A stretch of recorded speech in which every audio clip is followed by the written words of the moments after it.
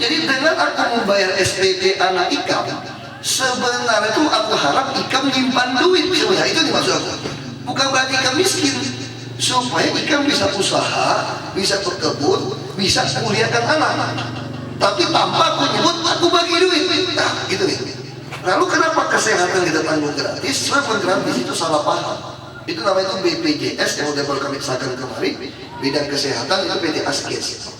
Nah maksud kami, kita ini berebut duit orang yang sehat, nolong yang sakit.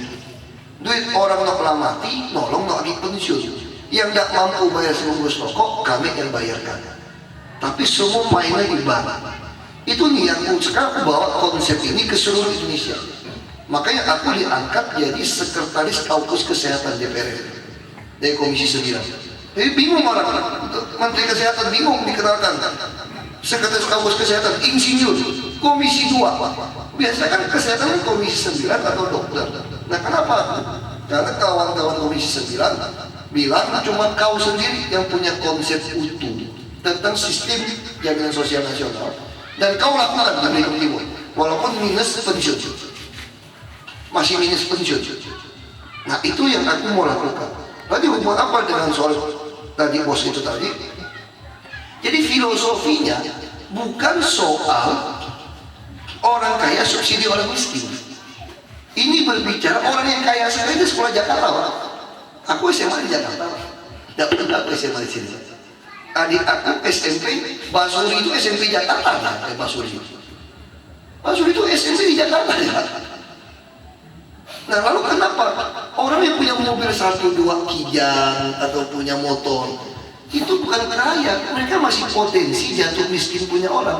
Coba kalau orang tua dia masuk ICU 90 hari, mati tidak mati, hidup tak hidup, tak kebas tak dia gitu. Tetap batas, karena ada sistem jaminan sosial. Coba anak-anak yang naik motor sekarang gaya-gaya, naik motor baru semua ya, anak-anak ya, naik motor Yamaha, sanggup tak kuliah? Banyak yang tidak sanggup. Tidak sanggup. Ini korban. Aku selalu bicara sama Pak Sayo, Pak Camat. Kenapa aku angkat beliau jadi ke kabak sosial? Pangkat tak sampai, karena sekolah nggak lulus sarjana. Padahal beliau dulu ujian sama aku. Satu, kadang dia juara, aku yang kalah. Kadang aku juara, dia yang kalah. Lalu bapak aku bilang, saya yang lebih pintar dari kau. Mika buatlah di dalam anggaran sekolah. Kan ada waktu nyusun itu kan. Kan guru-guru kan tahu tahun depan nak idat apa kan, nak buat kegiatan apa. Ada anggarkan. Kita setujui melalui APBD. Kalau kau mungut, itu juga melanggar peraturan. Begitu Anda mungut, itu harus dipertanggungjawabkan. Hampir semua bertanggung jawab. Makanya bahaya. Jadi lebih baik kita tulis maunya apa, ajukan. Apa namanya itu sekolah punya itu? Apa des itu apa? Ada nih anggaran belanja sekolah ini. Ada tuh anggaran tiap tahun dia susun, kasih kepada dinas pendidikan. Nah di situ kalian cantumkan. Aku tidak mau lagi dengar mendadak minta duit sama orang, minta dari murid. Kasihan kalau murid yang tidak mampu. Sama beli baju olahraga. Sekarang kita minder, tapi kan bisa ngerti kira-kira orang miskin punya persoalan. Sekarang semua bilang, aku mau bilang kita lebih kejam daripada Belanda soal sekolah juga. Bukan cuma soal kapal truk. Waktu zaman Belanda sekolah rakyat, kalau nak masuk pasti ikan lagi ingat tidak? Siapa cara tesnya? Coba pegang bilong, ya. Mau dapat ibit bilong, masuk sekolah. Tapi hari ini anak orang kaya yang makan keju, makan susu diadu sama anak orang yang makan teh, bukan teh manis, cuma air teh sama singkong, diadu untuk masuk sekolah. Kan sekarang seperti itu. Pasti rata-rata yang masuk itu anak orang yang makan keju, makan roti. Lalu apa yang terjadi? Adalah yang miskin masuk, ada yang pintar kan dimakan ikan mengkau, apa dia pintar dia masuk. Pagi-pagi makan sarapan dulu. Tetapi jumlahnya selalu kalah. Lalu guru-guru yang kurang ajar, mari kita putuskan dengan komite sekolah, kita mau membuat kegiatan ini, kita putuskan 150.000 satu bulan untuk tambahan les itu. Siapa yang tidak setuju angkat tangan. Yang tidak setuju cuma berapa orang? Oh kalah voting katanya. Berarti Kita putuskan setuju karena yang tidak angkat tangan lebih banyak. Kan kira-kira gitu ngomongnya Pak. Tapi itu yang terjadi hari di Republik ini. Lalu anak orang miskin sekolah yang jauh seperti Jakarta, dia naik transportasi berapa lama? Kenapa tidak dikasih jatah kita bangun sekolah? Katanya kita bangun banyak invest untuk mendekatkan diri kepada sekolah. Kan itu tujuannya. Kenapa tidak dikasih jatah? Kalau dia betul-betul pintar, masukkan kelas khusus. Tapi bukan berarti dia seleksi dihantam seperti itu. Pakai internet pendaftaran di Jakarta. Orang miskin mana ada komputer di rumah, nyewa ke warnet, begini tidak gini di Republik ini. Nyewa ke warnet, nyuruh orang pula untuk mendaftar. Tidak ngerti komputer. Itu terjadi. Kemarin aku naik darat untuk 8 menteri membuat keputusan 8 menteri. Kenapa? Banyak aku baca di koran, banyak sekali anak-anak ditolak masuk sekolah. Kenapa? Tidak ada akte lahir. Betul kan? SD. Tidak ada akte lahir, tidak boleh masuk. Sedangkan akte lahir kalau lewat dari 60 hari, kena denda masih ada pengadilan. Nah sekarang gimana orang miskin? Kita bayangkan ya, orang bukan miskin ya, orang punya motor, punya rumah, cuma kuli, misalnya kuli kebun sawit gitu ya, 1,5 juta lah, 2 juta lah. Istrinya kalau melahir sesar, kelas 3, 8 juta tidak cukup. Ika mempunyai 2 juta, pasti ngutang kira-kira. Kalau tidak ada sistem asuransi, dia ngutang situ-situ. Apalagi orang pas-pasan cuma 400.000 di bawah 1 juta di Jakarta. Begitu udah keluar, dikerjakan bayar hutang, anaknya keluar. Begitu dia nak buat surat akte lahir, tetap lewat pengantar bidan segala macam, tetap nak minta 100.000, 200.000. Biasalah uang semir-semir kan ada. Kan kita kan negara pungli nih, siapa yang kekuasaan pungli. Orang miskin dengan 100.000, 200.000, tak sanggup bikin. Biar dulu lah. Yang penting anak pulang sehat kata dia. Kita nak nyicil biaya berobat, usah bikin. Dia tidak sadar. Begitu anak yang mau masuk sekolah 4 tahun, 5 tahun, baru terkejut. Tidak terakhir dia bisa daftar. Nah kami tekan Mendagri, keluarlah SKB 8 menteri. Menlu, Mendagri, Menteri Perumahan apa yang perempuan, yang anak itu sama Menteri Sosial semua digabung di pendidikan. Siapapun mendaftar sekolah, kalau dia tidak ada akte lahir terterima, sekolah wajib ngurus akte lahir itu. Gratis kalau tidak mampu. Kita minta Mendagri perpanjang sampai akhir tahun. Nah kita temukan. Aku turun, sampai aku turun ke pelosok-pelosok. Dia bilang kalau lagi gila, mau campur urusan. Aku tidak gila, aku dibayar negara. Aku bukan cuma mewakili Bangka Belitung, aku mewakili seluruh Indonesia. DPR itu mewakili seluruh Indonesia. Nah kita bikin, tidak ada itu surat itu. Aku minta nanti, datang pun kacau banget, fake sense. Nah tapi sekarang kamu yang normal. Aku sampai taruh 1 pengacara. Kita turunkan LSM, aku gaji keliling sekarang di Jakarta untuk tanya siapa yang dapat kita urus. Nah, sama sudah IKTP kita masih mau protes, habis selesai gratis ini disuruh beli. Untuk apa yang baik kasih gratis. Kalau yang tidak baik, mau dapat selatan dikenakan 50.000 nanti. Masa masih beli belangko sama konsorsium? Nah kita lagi kerja sama BPK, sama KPK untuk periksa. Ini permainan 5,7 triliun. Nah itu kondisi guru. Jadi jangan salah paham soal itu bisa diselesaikan dengan baik. Guru-guru aja tidak mau jujur sama kita. Guru gitu pintar, dia tahu nggak tahun depan mau kegiatan apa? Tahu. Kan kegiatan rutin-rutin saja. Jadi anggarkan. Selain bos ada turun, kekurangan dianggarkan ke Pemda. Nah supaya anak-anak kita banyak bisa kuliah. Itu konsep. Jadi kita kasih uang kepada orang yang mau sekolah. Kalau di Jepang lebih gila lagi. Kalau kita udah umur 40 ke atas, wajib periksa kanker khusus. Karena dia rajin main makan mentah-mentah, ikan juga. Nah orang yang datang periksa itu bisa dikasih duit. Ini perangsangannya. Jadi ibarat tuh orang yang sakit baru kita beri duit. Orang yang mau periksa kesehatan baru kita beri duit. Orang yang mau sekolah kita beri duit. Tapi orang tua kita piara. Ini ada undang-undangnya. Orang yatim piatu dan miskin dipiara oleh negara. Baru mereka keluarkan RUU tentang fakir miskin. Tapi pemerintah belum keluarkan PP. Nah, ada kelemahan tata negara kita. Undang-undang dikeluarkan oleh pemerintah dan DPR. Ini masih seret, ini sedikit masalah. Nah ini yang kita alamin. Kalau soal bos itu begitu yang buka model Jakarta, pungutan liarnya luar biasa, tidak pernah tanggung jawab. Dan abang bajai, abang taksi, tukang ojek tiap tahun termasuk sopir-sopir itu mengeluh. Kalau ada bos yang baik, ya kasih duit anaknya sekolah. Kalau yang tidak ada ngutang mas. Ya semua sewa. Itu yang terjadi. Jadi di Indonesia, setelah di Belitung Timur, di pusat, aku juga beruntung. Sutioso, mantan gubernur, kan dia nak jadi presiden. Dia mau cari orang politik yang ngerti keuangan yang jujur untuk menjadi penentu proposal itu mana boleh mana tidak. Aku terpilih dari dia.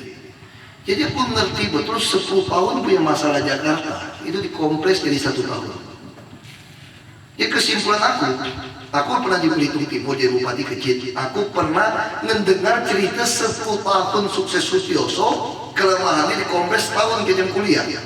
Jadi kesimpulan aku, nak kota kecil, nak kota gede, sama persoalannya.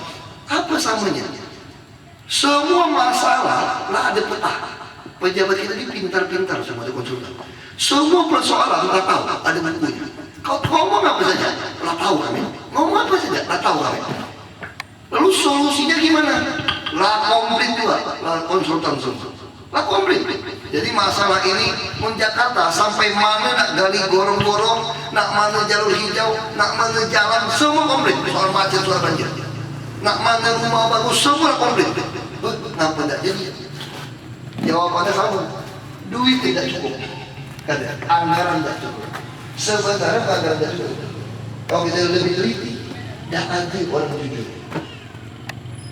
Lagi bilang sini tak mau bergedung, siapa beli duit beri. Lagi bilang sawit tak mau lagi di air itu kan? Bupati beli duit beri ini. Itu yang terjadi di seluruh Indonesia. Jadi mata rantai yang hilang di seluruh Indonesia itu adalah tidak ada pejabat yang jujur. Bukan pejabat biro, biar bupatinya biro, asal semua staf ahlinya pintar, asal dia mau ikut aturan, tetap yang repot pun nak idang gil yang repot.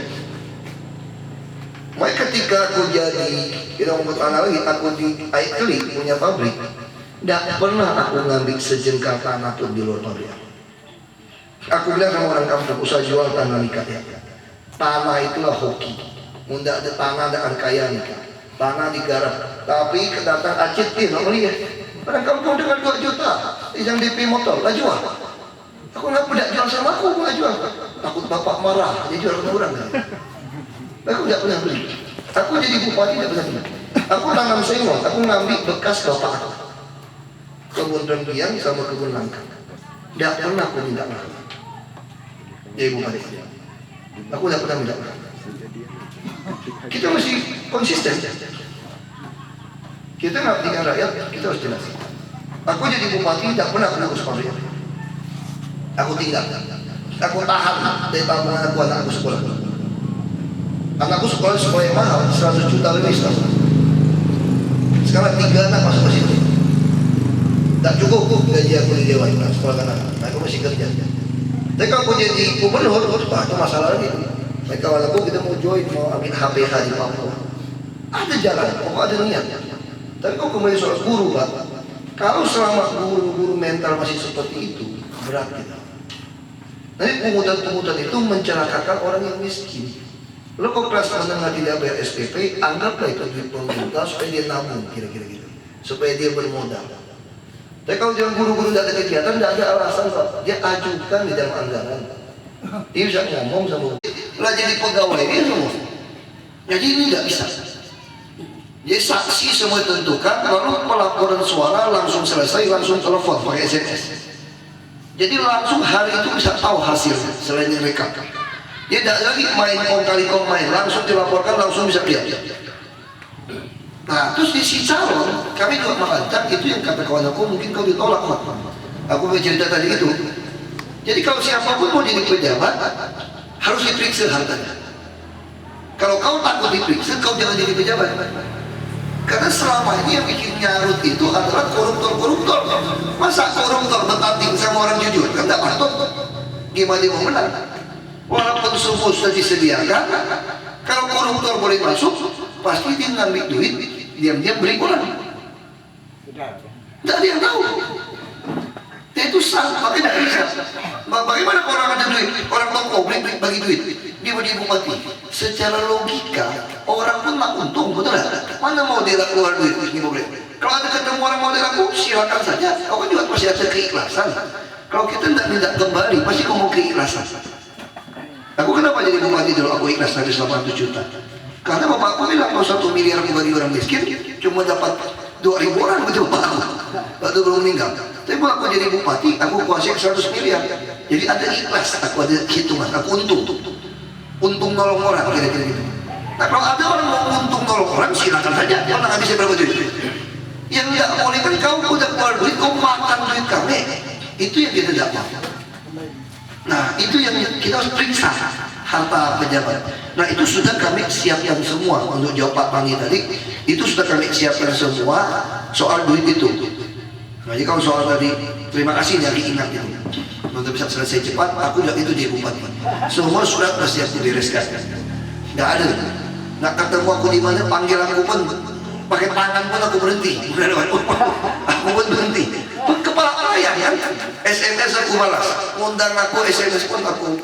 Makanya nanti pulang aku beli cangkir ya, cangkir kopi. Kita mau jadi Bangka Belitung di rumah. Makanya semua partai melamar aku. Nah aku berpedoman untuk ini. Kalau partai Golkar itu fair, kata Pak Tani, aku kalah tadi kan? Sebenarnya bukan kalah. Ketika Golkar, Pak Eko mau pindah ke Golkar, dia melanggar semua peraturan di Golkar. Karena Golkar itu harus anggota Golkar, belum boleh jadi ketua. Dan tidak boleh masih di PBB. Dia masih status PBB itu, sama seperti Pak Darmansar loncat ke PAN. Dia masih PBB. Aku tidak mau orang Bangka Belitung berpolitik dengan cara tidak beretika. Jadi aku dipanggil dari DPP Golkar. DPP Golkar sadar betul masanya Ahok sama masanya Pak Eko itu beda. Itu Pak. Mereka tahu. Ahok bisa dapat 33,5% waktu calon gubernur dulu, itu melawan semua partai besar. Ahok hanya didukung oleh semua PKB yang dia 1 kursi. PDIP, Demokrat, PBB, PAN, Golkar, semua melawan waktu jadi gubernur dulu. Jadi sebetulnya bagi Golkar, kalau Ahok sama Eko bisa digabung, kita bisa dapat dua-duanya. Nah sekarang ditawarkan, mau nggak kok jadi ketua DPD Golkar? Kenapa aku tidak mau? Karena aku bilang, aku DPR tidak ada duit. Yang pegang eksekusi kan gubernur. Kalau Golkar mau maju, harusnya kasih ke Pak Eko jadi ketua DPD Golkar. Kita kerjasama. Lalu nanti bagaimana soal pilih gubernur? Kan berdasarkan konvensi, survei. Kalau survei siapa yang tinggi, dia yang maju. Akhirnya Golkar setuju. Basuri pakai survei. Begitu masuk ke Babar sekarang, apa katanya? Surveinya kau sama Eko sama tinggi. Mau enggak kau jadi wakilnya Eko? Kau kan lagi muda, tunggu 5 tahun jadi wakil dulu. Ini permintaan partai. Kau berpasangan sama Pak Eko maju. Jadi Golkar majukan 2 putra terbaiknya. Aku maaf kamu nomor 2. Pak Samsudin nggak bisa kalah, nomor 2 dari guna. Apalagi kami sedang merancang undang-undang. Nanti pemilihan bupati gubernur tidak ada wakil lagi. Kami sedang menyiapkan rancangan undang aparatur sipil negara. Jadi nanti yang diangkat jadi wakil itu adalah kalau yang penduduk di atas 1 juta gubernur baru boleh angkat wakil. Itu pun wakilnya adalah PNS yang dia pilih. Sehingga PNS itu ada karirnya, bukan jadi bulan-bulanan. Nah itu sedang kami rancang. Selain dari sistem-sistem tadi, kami sedang rancang. Sehingga kalau aku jadi wakil, nggak ada gunanya. Terus kau gimana? Kita survei. Nah, dia bilang, gimana kau ikhlas nggak untuk berhenti? Kalau kita berpikir soal ikhlas dan ikhlas, aku ada dendam sama Mika aku dulu. 5 tahun aku pun diminat, harus aku jadi gubernur. Aku punya bukti, aku bilang. Sekarang enak saja apa yang diambil. Oh tenanglah kita survei. Nah itu survei bilang apa? Kau tinggi Hok ya. Gini lah Hok lah. Kan dia kan ketua. Menurut survei pun dia kalau tidak ikut dia bisa menang Hok. Mun kau nak ikut, payah orang nak melawan dia. Jadi lebih baik kau jangan dulu. Makanya aku marah sama Golkar. Kalau gitu aku mau Jakarta. Mana bisa? Tuh, Golkar nggak pernah menang di Jakarta di zamannya Pak Ali Sadikin. Aku akan buktikan Golkar bisa menang kalau aku bisa calon gubernur. Nah itu aku tantang. Jadi Demokrat boleh dua tetap. Pertama PDIP. Pertama PDIP. PDIP bilang mau jalan nggak? Aku nggak mau. Kenapa? Tidak lucu lah. Aku cuma gara-gara mau jadi gubernur, aku pindah PDIP lawan. Sedangkan PDIP kenapa aku tidak suka? Ini mohon maaf ya kalau dalam PDIP ya. Itu masih milik keluarga, belum publik. Bagaimana aku yang mendengung-dengungkan pendidikan politik, mendengung-dengungkan sistem modern tentang partai, aku pindah ke PDIP. Lalu ditawarkan Demokrat lagi. Bilang gini lah, kau jadi ketua. Aku tidak bisa. Kalau mau kau pasangan sama aku tetap maju. Demokrat nomor 2. Udah bisa. Aku tidak mau tahu. Kalau mau gitu, mau, tidak mau udah. Jadi ada rapat. Dan terjadi kenapa? Bukan aku Marzuki Ali bilang, kau pun tidak takut berhenti, bupatinya berani berhenti 16 bulan. Tapi cuma DPR, tidak ada apa-apanya. Kau masih berhenti. Terus kau kan 2013 lagi kita calonkan kembali. Kau bisa masuk lagi DPR RI 2014. Pak Iman tidak mungkin menang lawan kau pakai Demokrat. Aku bukan soal ke DPR RI-nya. Aku persoalan bagaimana kita mendidik masyarakat beretika dan politik. Tidak curi uang, tidak korupsi, dan juga beretika. Nah itu yang hilang, negarawan itu hilang. Dengan kami bilang, di sana terus lah. Akulah bosan dengan kalimat itu. Itu kalimat sudah aku dengar waktu aku di DPRD Belitung Timur tahun 2004. Kenal dulu. Jangan buru-buru jadi bupati, Hok. Belajar dulu 5 tahun di DPRD. Itu jawab. 5 tahun dulu di DPRD. Nanti kau udah belajar pintar, baru kau jadi bupati. Aku ketawa. Gak usah belajar. Akulah lebih pintar dari pejabat. Kenapa? Tahun 2001, negara Republik Indonesia ini mencanangkan sistem pembukuan berbasis kinerja. Masih ada? 2001. Uji coba. Belitung termasuk yang uji coba. Lalu 2006 diberlakukan secara nasional. Ketika aku masuk ke DPRD tahun 2004, langsung ke Pak Dinas takut sama aku. Kenapa? Kenapa Ahok ngerti ya berbasis kinerja? Ketika berbasis kinerja itu artinya adalah persis swasta pemerintah. Swasta yang tidak ada untung, itulah yayasan. Pemasukan, pengeluaran, pembiayaan. Dan aku ini 13 tahun di yayasan. Dengan sistem pembukuan yang sangat bagus. Dan aku master bidang keuangan. Makanya begitu aku masuk ke Pak Dinas tuh stres. Dia baru belajar tahun 2004, nyuruh anak buah yang belajar. Dia tidak ngerti filosofi kenapa disusun. Aku ngerti semua. Aku 7 bulan di DPRD. Orang bilang tidak ada guna. Begitu aku masuk ke bupati, orang bilang seluruh Indonesia aku propon. Namanya masih ada jaminan kesehatan. Dulu nggak pernah dengar nama sekolah gratis, udah lah. Lalu apa yang orang bilang? Coba kalau aku nurut kata orang, 5 tahun dulu di DPRD, sampai sekarang aku nggak ada ke DPRD orang yang berani angkat tangan periksa semua bupati. Sekarang aku yang mempropori harus melakukan sistem pemilu kada yang baik sesuai Pak Tani bilang. Coba kalau aku nggak mau ikut, nah ini kan perjalanan. Lalu katakan terlalu cepat meninggalkan tanggung jawab soal Belitung Timur. Itu kan kata lawan aku. Sekarang yang dianggap bertanggung jawab itu apa sebetulnya? Apakah yang jadi 10 tahun bupati itu bertanggung jawab? Kalau dia tambah kaya beli rumah berapa puluh ikon. Jadi aku bilang sama pejabat, kau sama aku cuma beda sikok, saudara. Kau lebih lama kerja itu lebih pandai maling saja dari aku sebenarnya. Tapi kalau soal melayani masyarakat, aku ngalahkan nikah. 13 tahun aku yayasan. Orang nak mati, nak hidup, aku urus. 13 tahun aku bilang. Dan aku ngerti semua sistem aku bilang. Nah, kapan mau jadi gubernur? Aku juga tidak berpikir mau jadi gubernur. Ini saksi hidup lagi nih. Aku kenapa taruh Pak Sayon untuk keliling-keliling di kampung? Aku bilang, aku kawan, panggil nama ya, Yon. 2010, pas aku calon kembali, aku ajak kau jadi wakil aku, benar? Kau jadi wakil aku waktu 2010. Nanti 2012, udah nira-nira turun, aku nyalon. Nah, kau meneruskan aku jadi bupati. Jadi kita punya hati yang sama, pikirkan. Itu aku bercakap sama dia. Ini saksi hidup nih. Ini masih ada ini kan, orang ini jelas ada. Itu yang ngarang. Tapi kenapa tiba-tiba aku berhenti? Nggak pernah kepikir kita ngomong mau berhenti. Nah, dia kalau masuk cuma bilang gini, Pak Sayat, aku kawan, aku panggil Pak ya. Kamu jangan panggil Pak lah, pasti ho. Aku takut tekel ya apa mulut aku ya, kuat di luar. Jadi lebih baik aku latih, aku panggil kau Pak aja Pak Sayat. Takut di luar tidak sengaja lah hok pula, kan udah biasa dari kecil berkawan.